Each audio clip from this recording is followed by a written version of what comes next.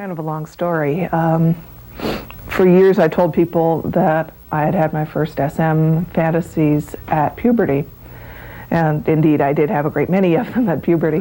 But a few years ago, I had this sort of memory flash and remembered having been taken to the circus when I was very little, 4 years old, and sitting at the circus fantasizing about what it would feel like to get spanked by the strong man.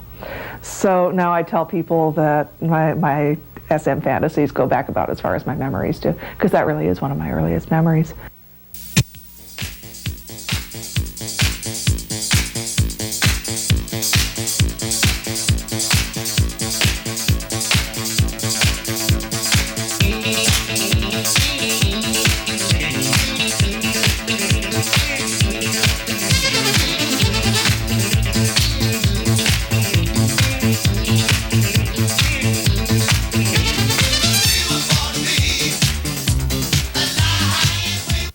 Welcome to What's Up With That, the show that brings you interesting people, places, cultures, and subcultures here in the South Bay, the San Francisco Bay Area, and beyond. And tonight, what's up with S&M? What's up with sadomasochism? What's up with pleasure and pain? For most of you may not know it, but S&M is a culture that's been going on for centuries and centuries. The sadist, of course, is a person who inflicts pain on the masochist, the consensual receiver of this erotic situation. Well, for most viewers, this may seem rather kinky, but you never know. Maybe your next door neighbor is an S&M person. Maybe there's more people than you can imagine. Well, we do know that it's a very large subculture in the United States, and here to discuss S&M is the one and only Lady Greene. Please welcome Lady Greene to the show. How you doing? Doing good. How about you? Great. The first question, of course, is what is S&M, in your own words? The definition I like to use is that SM is a behavior in which the participants eroticize sensations or emotions that would be unpleasant in another context. So people might find ways to enjoy physical pain or being controlled, being told what to do, things that you might not like in another context. Right, like if somebody got a hammer and hammered your finger or something like that. You probably wouldn't like it. No, yes. I probably wouldn't like it. Yes, but in the context of SM, we find ways to get tremendous pleasure out of strong sensations or strong emotions that we might not like otherwise. Right, I think it's really important because the media representation of S&M kind of sort of has this person that goes around looking for any viable or any situation that where pain is involved, and for some reason, slamming your head on the door or something is going to get them eroticized. Yeah, a lot of people seem to think that because someone is sexually masochistic, that means that they're going to enjoy stubbing their toe or going to the dentist. Right, yeah. They don't. Well, I think of the scene in Little Shop of Horrors, of course, where the guy's sitting out in the lobby and he's like, yeah. And every time he hears the drill, he's like, ooh, I suppose there may be someone out there like that, but I've never met them. And unfortunately, there's so many people, believe that's more the norm. What kind of reactions do you get when you tell somebody that you are into S&M?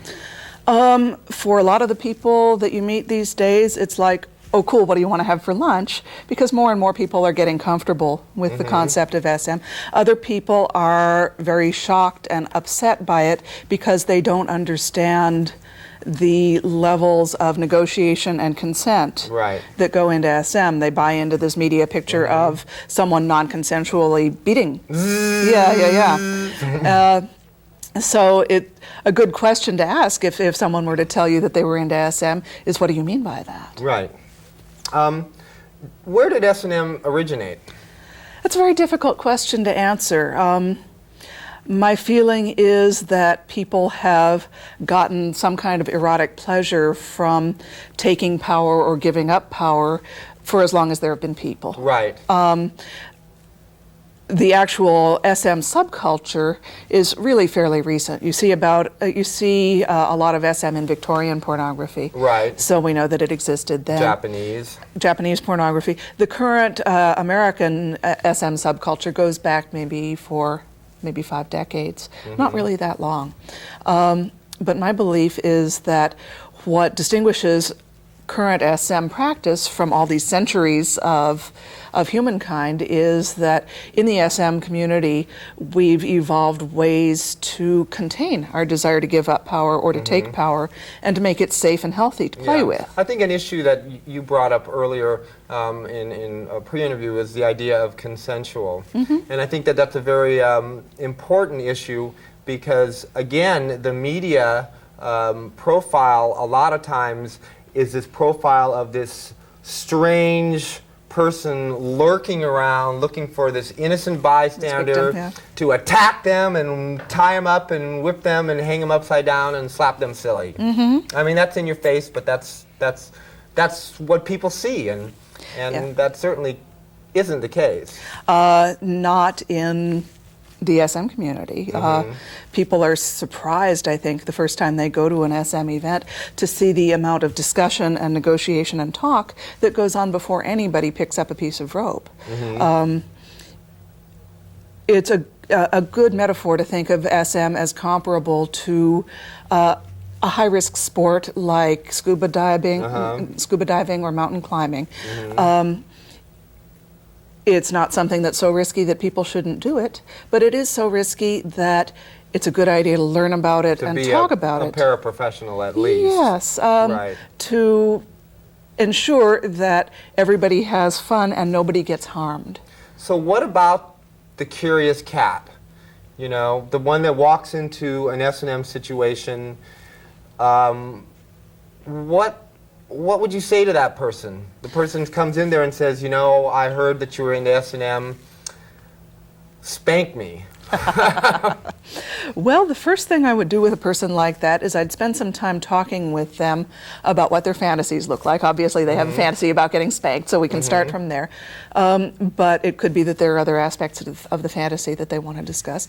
We'd also want to talk about physical and emotional limits. Some people have breathing problems or back problems or something that I would need to know about. Issues, sure. Certainly. Some people have traumas in their past. It could be that they were non-consensually beaten with a belt, say, when they were kids, and so using a belt on them would be a bad idea. Right. Or it could be that they're terrified of snakes, and so for me to, pretend that there's a snake in the room. Bring a boa constrictor on, might be. Yeah, or even talk about it. Okay. When I think of a typical profile, okay, because I am not actively involved in the S&M community. You're young. But very curious about, everything in life and understanding that this is a very large subculture. What is a typical profile, or is there a typical profile of an S&M player? I'm not sure that there is. If you read the media portrayal again of people who play SM, you'll often read the cliche that it's wealthy, powerful people. And I think the reason that is because to find out about SM, they go to talk to professional dominants who charge hundreds of dollars an hour. Of course, what they're going to be seeing is wealthy, powerful people. In fact, the people I know in the SM scene range everywhere from people on general assistance to very wealthy people. I can imagine. In age, anywhere from 18 on up to into their 70s. All races, all subcultures, all genders, all orientations. It's really very difficult to draw an accurate picture of the typical SM person. Right. Does there tend to be more substantially, let's say, a gay and lesbian following in S&M than in other communities? In the past, I think that the gay and lesbian SM community has been more visible than the heterosexual community. I don't think that that's the case anymore. I think that, yes, there are many gay men and many lesbians who do SM. There are also many heterosexuals, many bisexuals. So I always laugh when I hear the Village People, macho, macho man, and here's this leather guy, and he's all, and he's got all this stuff.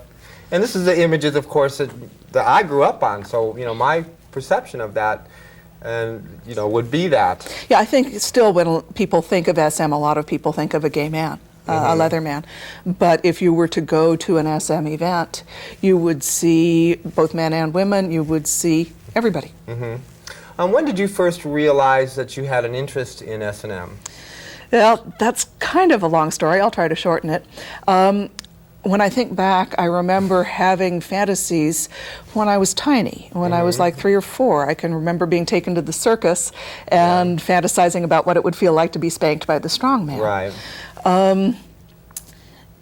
It took me a very long time to recognize that those were SM fantasies, that they were sexual in nature. By the time I started actively coming to terms with those fantasies, I was in my mid-20s.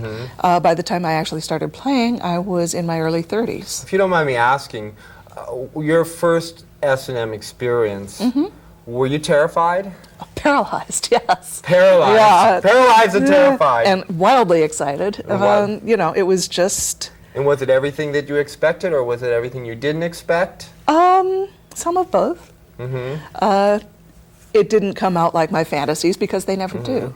The best you can do is kind of come close to your fantasies. But it was certainly good enough that I was definitely interested in looking for more. Right. Some of it worked, some of it didn't work. So this is the issue of looking for more. Recently, I guess probably not recently because you said it's been around for a long time, there are actual play spaces that you can go to. Absolutely. Places that are owned by various individuals where you go to participate exclusively in S&M. We had a camera crew that went out to a place called the House of Differences, and we're going to look at a roll-in right now from the House of Differences with Elizabeth, who is the owner of the House of Differences. So let's look at a roll-in of an S&M play space. Was conceived basically to open up and create a nice safe space, a clean safe space where you could come and practice the alternative lifestyles that you want. You can get education here. We have lots and lots of seminars and classes throughout the month. I give private lessons to novice couples that want to come into the scene. We also have several events, just socials events. We're open every Friday for a party. We also have a B&B, bed and bondage. Elizabeth doesn't do breakfast, where members and their guests can stay overnight and play all night long if they want, and then sleep over here. One of the things we do here, this is the gallery area, and I've created a space where the walls are constantly changing. I want the scene artists, and many of them are coming and going. They bring in pictures and drawings, photographs, and they hang up here for a while so that my members and non-members will get a chance to see the different scene artists. Also, the gallery is a space for masters and mistresses to display their submissives. Hi, welcome to the dungeon. Here you're going to be seeing a lot of different equipment that we use during our play and during the lessons that I give. The piece that I'm sitting on is called a suspended St. Catherine's wheel. It's 5 feet in diameter, and it's probably the centerpiece of my dungeon. I like it the best. You can do all sorts of things on it. You'll be able to attach people to the chains. You can have them laying up on their backs, on their tummies. You can play with a lot of different things on it. We also have the web, and the web is really interesting and unique. It is suspended from 4 points. You can attach people any way you want it. People can actually be suspended from it with a technique that I can teach you. We also have 2 slings. We have a larger sling, which is the Elizabeth Gonzalez sling, and a smaller sling, which is bought from Mr. S. And these are custom slings. They're made specifically for use in the dungeon and in your home, in the bedroom. The slings are used for a lot of different things. You can attach people, you can lay them down, you're totally supported. Your legs can be in several different positions, and so can your hands. It It leaves the bottom, the person that's receiving the input, in a very, very comfortable, open, vulnerable position, and it provides the top total access around the person's body. We also have suspension cuffs that were purchased at one of the local leather stores, and I did that basically because of a lot of people that are coming into the scene have problems with their wrists, carpal tunnel syndrome. These cuffs show you, and if you'll look at them closely, you'll see that they're padded. The way they're used is to take off any stress and strain off of the wrist. The bondage benches and the bondage pieces are simply different sizes. We've got large ones, we've got small ones. You can put, and there are screw eyes along all of the perimeters of the piece. You can attach them through various modes of bondage, either leather bondage, rope bondage, or anything like that. All right, Elizabeth. Okay, well, we haven't had an opportunity to see an actual playhouse or a play space. Now we're going to have the opportunity to see some of the equipment involved in S&M play. And Lady Greene has brought some really wonderfully interesting and exciting looking tools with her. And I would like her to explain some of these and some of the usages of them. And why don't we start off with these things here. Okay. You might hear these called cats of nine tails or flails. Usually I would refer to them as floggers. A flogger is any toy that has multiple tails like this. And one of the things that people don't understand, I think, about SM is they have this mental picture that the scene starts with something like that, whereas the fact is the scene starts with something like that. So it's sort of like a tickling kind of thing. You start very, very gently and slowly, and you build very gradually, and that's the way that people can find erotic pleasure. I can see in this kind of sense. How long does it generally take? Do you build up to the whatever is a chosen grand finale? Oh gosh, it depends a lot on the people involved and the nature of the scene. Some of what we're looking for when we do pain play is endorphins, which, as you probably know, are the body's own chemicals that come up when we have strong sensations. For most people, to get their endorphins running takes about 20 minutes. And so you don't move on to the heavy stuff until they're there, until they're starting to feel that particular environment. Okay. So often I will start a scene with this particular whip. First off, I love it because it's got the glittery handle and all.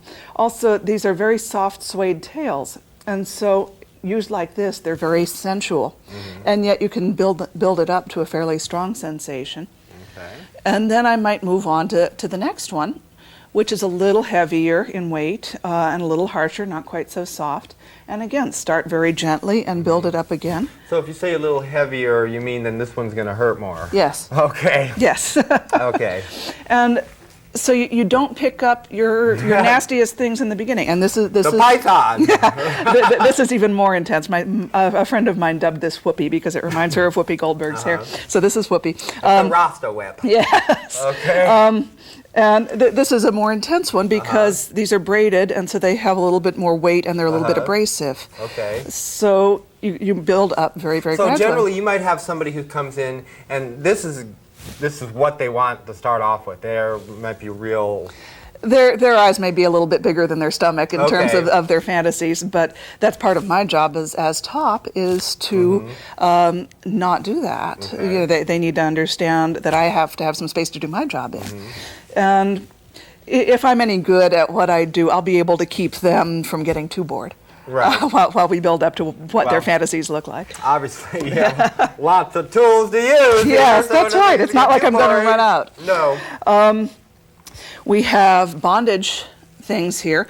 I use a lot of plain rope for bondage. This is from bondage is, for the viewers? Bondage is anything that you do to restrict someone's motion or senses. Okay. So it might be as simple as simply tying their hands in front of them, just as a reminder that they're in your control. Up here a little bit to help. Sure. Or it might be very intense bondage that restricts their motion a great deal. Okay. So I carry some ropes of different kinds, different lengths, different textures. I carry some bondage cuffs. These help protect the joints in the wrist. And so are there times with all this stuff where the person is actually suspended in the air? Very rarely. That's considered very advanced play to actually suspend someone in the air. There's a real craft to building the structure of the bondage so that no part of them is getting pulled on in a harmful way. I personally wouldn't do it. I don't know how. But there are people who do know how and who teach that. Here in the Bay Area, we're very lucky because there are so many wonderful classes and workshops. So if you wanted to learn something like suspension bondage, there would be ways to do it. So you can actually go to a class and learn? Oh, absolutely. I teach them myself, and the House of Differences puts them on. Several other organizations put them on. Well, how would you find out about these? A good place to start would be by calling the Society of Janus in San Francisco. The San Francisco Sex Information can guide you toward other resources. There are a lot of good SM resources in the Bay Area. Something that's important to remember about bondage is that the more helpless you make someone, the more responsible you are for their well-being while they're helpless. So if they get sick, or if they get panicked, or if something happens in the real world, if there's an earthquake or a fire, you're responsible for them. So I carry these. These are paramedic shears, like paramedics carry to cut people out of an accident or something. So if somehow just the sight of that sort of these are not for play. These are not for play. These are for emergencies. But if my bottom were to get sick and needed to get loose right away, I wouldn't want to be standing there picking apart my knots. I would just cut them out. Similarly. In many emergencies, the first thing that happens is the lights go out in an earthquake or a fire or a power outage. So I carry a small flashlight so that I can find the things that I need to find to get them out. And it's got glow tape on it. So if the room is dark, I can find it. Let's talk about these things here. These are various kinds of toys, mostly for hitting butts. For butt smacking. Butt smacking. You could some of these you could use on upper backs, maybe, or on thighs. Well, I notice you have a leather one here and you have a wooden one here. Sure, you like to play with the different sensations. The leather one is floppier and kind of slappier, like that, which means it's a little harder to control. But softer, I would suppose, than that one. It has a little bit more range of sensation, and this is harder and harder. Spank me when I was a bad little boy. Yeah, that's exactly right. And of course, we have a hairbrush too for your bad little boy fantasies. I guess we won't go that way. Straps and belts. This was made especially for play, whereas this is a cinch strap from a horse's saddle that I bought in a riding supply store. A lot of people, the first thing they think of when they think of SM is a riding crop. Yeah, I do have a riding crop with me tonight. It's not something I use a lot. It's very floppy, hard to control. It's got this wrapping at the tip that doesn't feel very good. I'd imagine, Nikki, that something like this would be really easy to hit someone in the eye with or something like that. Yeah, or on parts of their body that aren't safe or don't feel good to be hit. Whereas this little one here, this is called a jockey bat, and it's like a little tiny paddle that's very controllable. So I use this a lot. Okay. Well, if you could return over here, we'll bring these two over with you. Okay. And you can explain these. This is caning, I guess. Yeah, these are canes, yeah. Caning is one of the more intense sensations that people enjoy. Some people hate it and don't want to do it, and that's fine. And some people love it and want to do lots of it, and that's fine too. And in Singapore, if you're a bad boy and chew bubble gum and spray paint cars, now these are not. This is what you get to look forward to. No, actually not. These are not like the canes in Singapore. I actually own one of the canes that they use in Singapore. It's about twice this thick and half again this long. It's a vicious thing that is not appropriate for use in a consensual scene. This is more like the canes that were used on schoolboys in English public schools. This is rattan. It's obviously it takes a little skill to get good with one of these because they're kind of floppy. It's what Jane Austen learned. So this one is rattan, and this one is made of a man-made material, which is Delrin, which is nice if it's going to be exposed to any kind of body fluids because it's much easier to clean, whereas this being an organic material is difficult to clean. So it's like having a lot of brushes in your paint box if you're a painter. It's your play toys. Okay, we're getting close to the end of the show, but I have a couple questions that I think are real crucial. Okay. First of all, when you talk about a play scene or a play space, what goes on in a play space generally?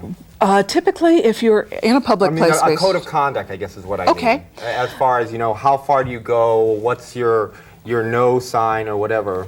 Good questions. Okay. The general code of conduct is that we tend to be extremely careful about consent. We don't touch another person's body or property without explicit permission. The way we ascertain consent while the scene is going on, because lots of us have fantasies about pretending not to consent. We want to scream, no, no, no, stop, please, no, anything but that. But that makes it difficult to know when we really do need it stopped. So we have something called a safe word. Okay, what is your safe word? My personal safe word, I use yellow to mean slow down and red for stop. And that's simply a way that the bottom can let the top know, or the top can let the bottom know, that something isn't working, and that the scene needs to either get scaled back a bit or stop altogether. Okay. In a public space, there are typically people whose job it is to make sure that everything is going smoothly, that everybody's following the rules, and that everybody is consenting. So it's some kind of patrolling going on. A dungeon monitor. Probably a lot of self-patrolling as well. Of course, yes. Okay, for our last question, there is this idea of the top and the bottom, the sadist and the masochist. What is bottom space? What is top space? And finally, what is the dominatrix? We have roughly a minute left, so we're going to have to really get to the point here. Okay, bottom space is a feeling of being very malleable, very suggestible, very much in wanting to please. Top space is a feeling of being powerful, in control, very much. This butchness kind of thing. I wouldn't want to equate. I wouldn't want to equate it to butch and femme at all. It's just a feeling of competence, control, knowing which way things are going, feeling like you're on top of everything. Okay. It's a very strong sense of sort of psychic communication. Okay. A dominatrix, in the broad sense, is any female who dominates. In a narrower sense, it is a woman who makes money by satisfying people's submissive fantasies. All right. Okay. Well, thank you very much. That's all the time we have for What's Up With That. I'd like to thank Lady Greene for coming on the show with us. And if you're walking down the street and you see something different and you wonder, hey, what's up with that? Well, tune into this show, What's Up With That, and maybe you'll find exactly what you're looking for. We'll see you next week on What's Up With That. Good night.